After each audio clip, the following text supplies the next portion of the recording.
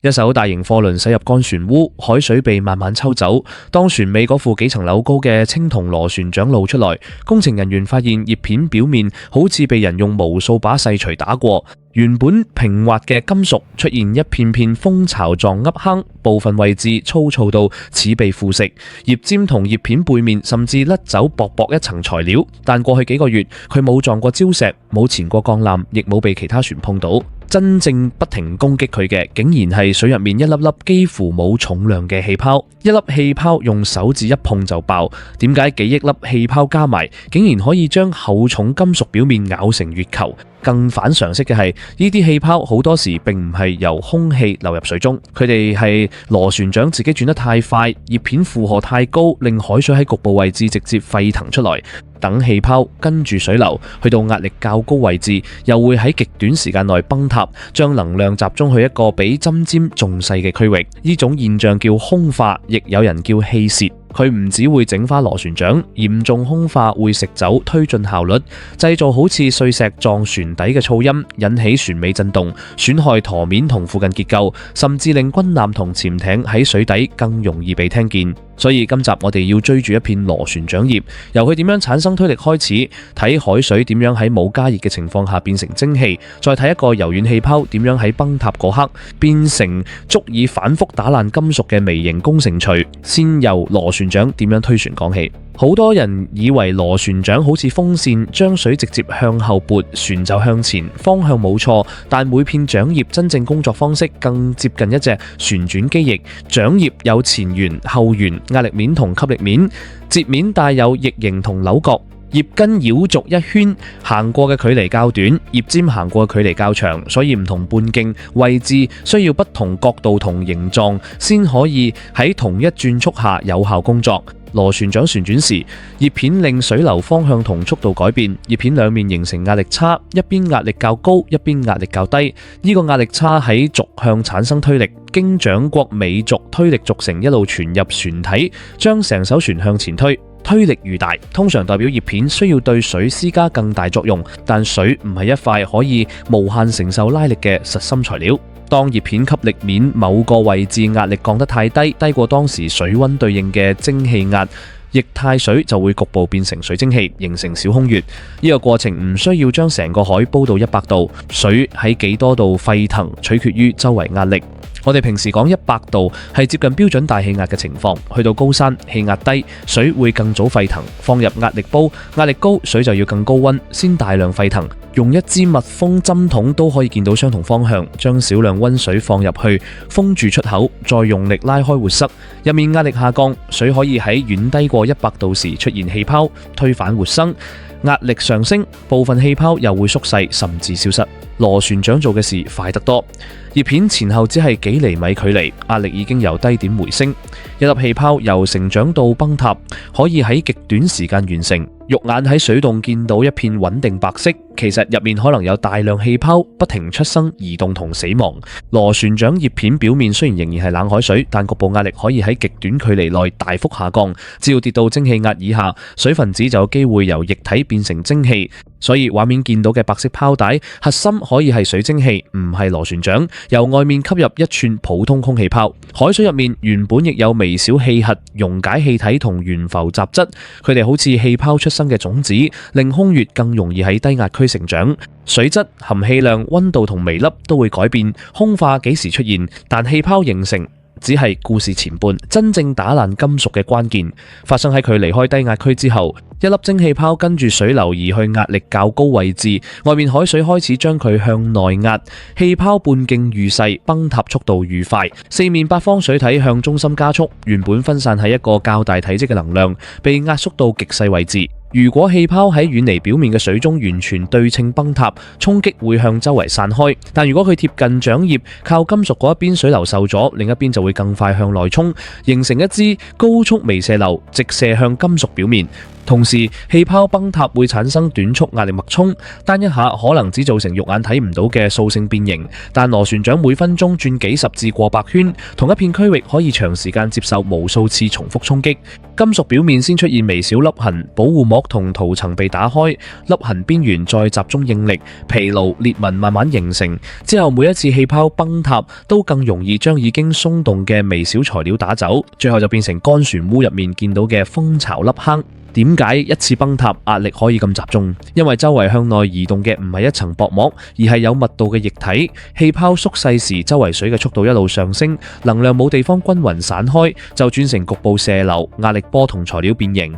氣泡入面亦未必係100%純水蒸氣。溶解氣體會進入空穴，非凝結氣體可以好似細小氣墊，減慢最後一刻崩塌。相反，蒸汽到高壓區會重新凝結，支撐突然消失，崩塌就可以更猛烈。所以兩片睇落同樣白嘅空化區，侵蝕能力未必相同，氣泡大小靠表面距離、崩塌同步程度、局部壓力回升速度同水中含氣量都會改變最後一下打擊。呢個過程同普通海水腐蝕唔一樣，腐蝕係電化學反應，會受合金、海水成分、溫度同電位影響。空化侵蝕主要由反覆機械衝擊造成。實際船上兩者可以互相加速，空化先打走保護層，露出新鮮金屬，腐蝕再削弱表面，令下一輪衝擊更容易剝落。所以見到凹坑唔可以只望顏色就斷定係生鏽，亦唔可以見到空化就忽略電化學保護同材料狀態。螺旋槳上嘅空化亦唔得一種形狀，最常見畫面之一係片狀空化，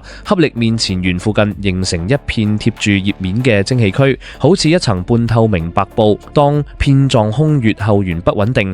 會斷開成一團團雲狀氣泡，再喺下游集體崩塌。雲狀空化特別值得警惕，因為大量氣泡可以喺相近時間崩塌，形成強烈壓力波同侵蝕。葉尖仲會出現尖端渦空化。槳葉壓力面嘅高壓水會繞過葉尖流向吸力面，捲成一條高速旋轉渦流。渦心壓力低，蒸氣泡沿住渦心形成一條白色螺旋，好似有人喺葉尖綁住一條繩。尖端渦未必直接喺槳葉表面造成最嚴重侵蝕，但會製造水下噪音，亦可能延伸去撞擊舵面或者其他船尾結構。如果槳骨附近葉根或者局部流場出現低壓，亦可以形成骨渦、泡狀空化同渦狀空化。每一種形態嘅位置、持續時間、噪音同侵蝕風險都唔同，唔可以見到白泡就全部叫做同一種故障。點解同一副螺旋槳有時平靜，有時突然成片起泡？第一個因素係轉速，葉片相對水流速度上升，局部壓力變化會加大，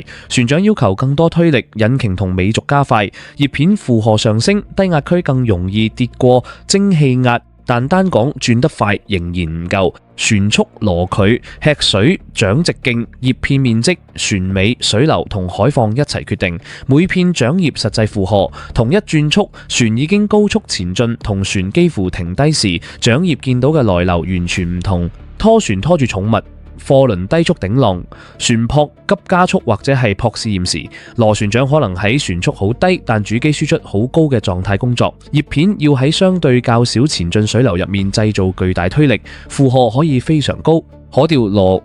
螺旋槳仲多一個變量，佢可以轉動每片槳葉，改變螺距而唔一定大幅改變轉速。螺距加大，葉片每圈嘗試向後推更多水，負荷亦會增加。控制系統要配合引擎功率、轉速同旋速，避免落入不利組合。第二個因素係吃水，螺旋槳浸得愈深，周圍靜，水壓力愈高，一般會有較多壓力餘量抵抗空化。船太輕，船尾吃水不足，葉尖接近水面，周圍壓力降低，仲可能吸入空氣或者部分露出水面。呢度要分清空化同通氣。空化係水因局部低壓變成蒸汽，通氣就係外界空氣由水面、船底或者其他路徑被吸入螺旋槳，兩者都會形成白泡，降低推力同引起震動，但來源完全不同。螺旋槳部分露出水面時，每片葉進水同出水負荷周期性劇變，除咗推力波動，尾軸同軸承亦會受到不均勻彎曲載荷，唔可以將所有白水都歸咎於氣泄，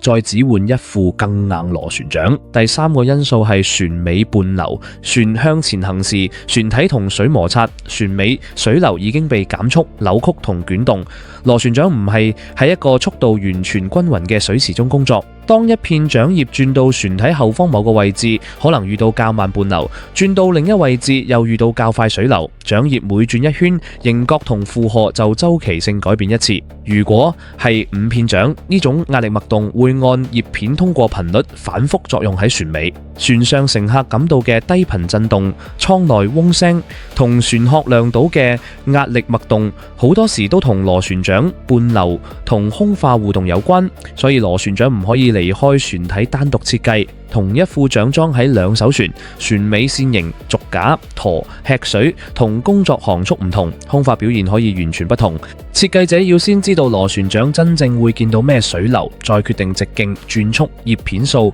盤面比、螺距分布、後掠同翼型。工程師會用一個叫空化數嘅無因次量，將周圍參考壓力同水嘅蒸汽壓差，隨意代表流動動壓嘅尺度。概念上，周圍壓力餘量愈細，流速愈高，空化數就愈低。空化通常愈容易出現。第一個數字唔會直接話呢粒坑一定出現喺邊。同一個整體空化數，葉片表面局部壓力仍然受翼型、形角、粗糙、伴流同葉尖窩影響。設計者要睇整片壓力分布同空穴隨角度點樣變化，而唔係只守住一條全船通用門檻。葉片做大做闊，可以將同一推力分散去更大面積，降低單位面積負荷，通常有助減少某類空化。大面積增加亦會增加表面摩擦，重量、慣量同製造難度都會改變。直徑做大可以用較低轉速推動更多水，往往對效率有利，但船尾空間、吃水、葉尖離、船殼距離同結構強度都有上限。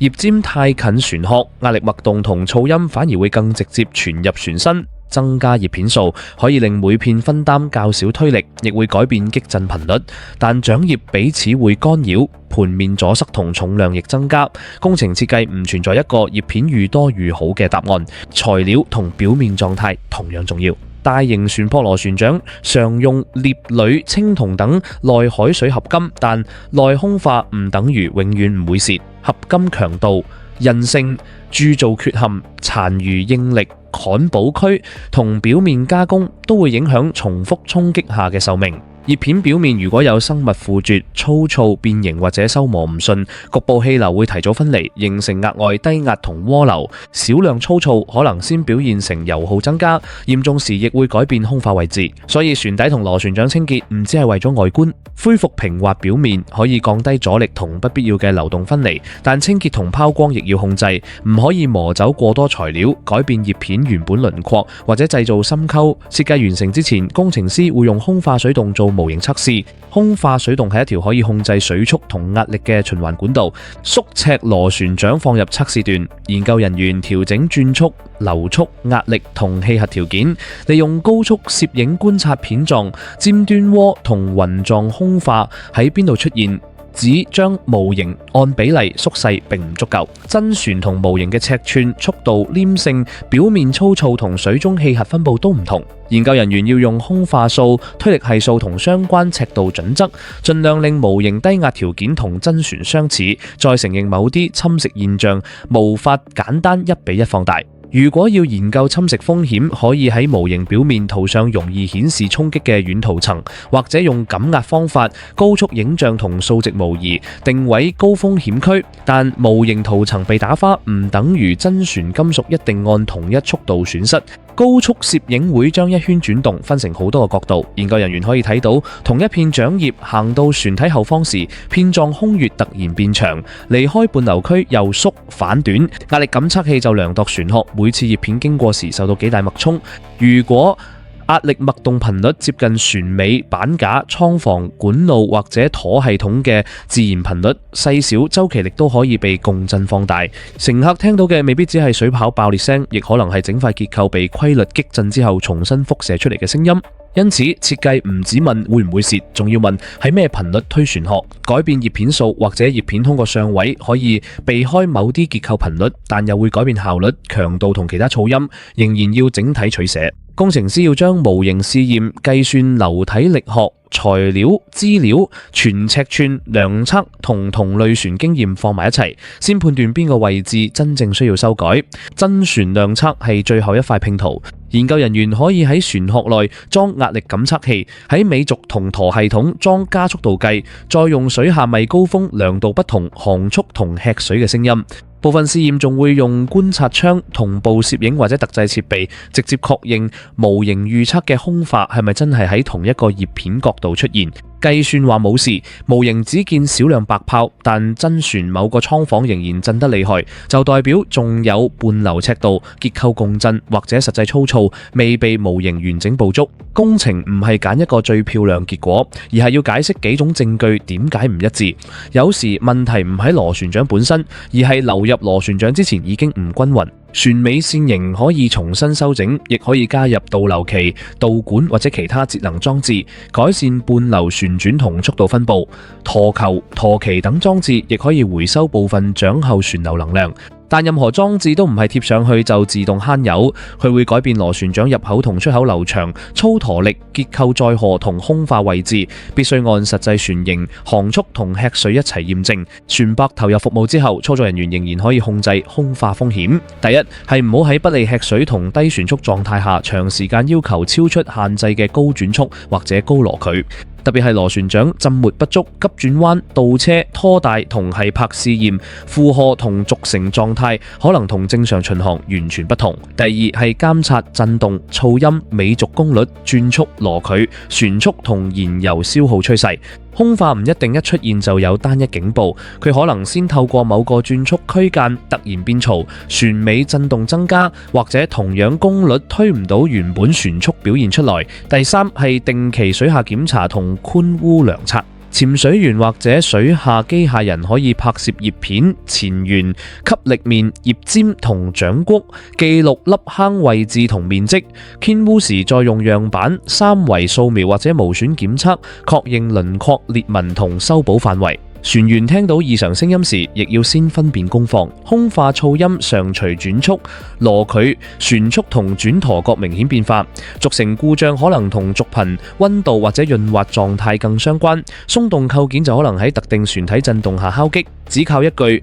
船尾好嘈，無法直接指定換槳。實際診斷會將不同轉速嘅震動頻譜、船速、軸功率、吃水、海況同舵角同步記錄。如果風值跟葉片通過頻率一齊移動，先有較強理由追查螺旋槳流長。如果同軸承溫度、油中金屬粒子一齊變化，就要另開一條機械檢查線。螺旋槳有時仲會出現所謂唱歌聲，由葉片後緣渦脫落形成較純嘅音調，佢可以同空化噪音同時存在，但原理唔完全相同。修整後緣有機會改變渦脫落，卻必須按專業程序進行。隨便用砂輪磨幾下，可以破壞整副槳平衡同輪廓。如果只將入坑看平，但冇冒出，點解同一位置壓力不斷跌到蒸汽壓以下？船一重新投入服務，氣泡仍然會返到同一點。修理亦唔係，保得預後預安全。螺旋槳係一件高速旋轉、需要精確平衡嘅大型部件，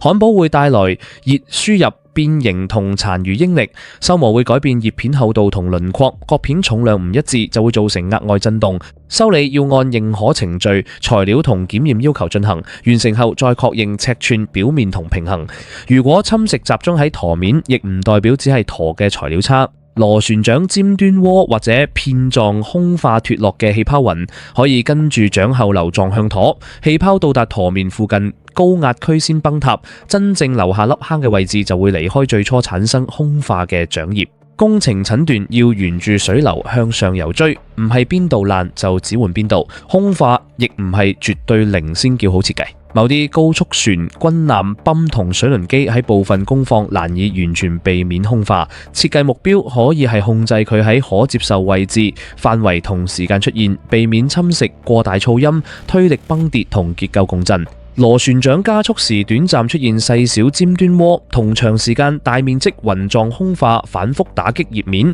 風險唔可以相提並論。一副螺旋槳亦唔係只有一個工作點，新船試航可能重點量度幾個指定航速同吃水，但船一生會遇到滿載、壓載、污底、頂風、順流、淺水、轉舵同老化後功率改變。設計時只喺最漂亮嘅巡航點冇空化，其他常用工況一加速就大面積起泡，仍然唔係好設計。船東提供嘅實際營運曲線因而非常重要，長途貨輪大部分時間可能係一個經濟航速運行，拖船就經常喺低船速高推力狀態工作，渡輪要頻繁加速同靠泊，相同直徑同功率，螺旋槳取捨可以完全不同。對軍用潛艇來講，空化仲會帶來另一種代價，氣泡形成同崩塌會產生寬頻噪音，水下聲音可以傳得好遠。螺旋槳一進入明顯空化狀態，聲納就更容易分辨佢嘅存在、方向甚至某啲運轉特徵。所以潛艇追求安靜時，會控制速度同深度。螺旋槳或者泵噴推進器亦會針對低噪音流場設計，潛得深，周圍壓力提高，通常可以推遲空化，但船體推進器功率同任務要求仍然有其他限制。呢度再次證明氣泡唔只係材料問題，佢同船速、推力、深度、噪音、偵測、油耗同操船選擇全部連埋一齊。而最震撼嘅地方係成個破壞過程幾乎唔需要任何外來硬物。螺旋槳先用自己製造嘅低壓將液態水拉成蒸汽空穴，氣泡再被水流送去高壓位置，周圍海水將佢壓到崩塌，最後由同一片水將集中衝擊送返金屬表面。攻擊螺旋槳嘅材料正正係螺旋槳用嚟產生推力嘅材料。如果只睇乾船塢嗰片凹坑，你會以為問題係金屬唔夠硬，但換一種更硬合金，只可以令表面捱耐少少。真正有效嘅方法，要同時降低不必要低壓，改善伴流，分散葉片負荷，控制轉速同螺距，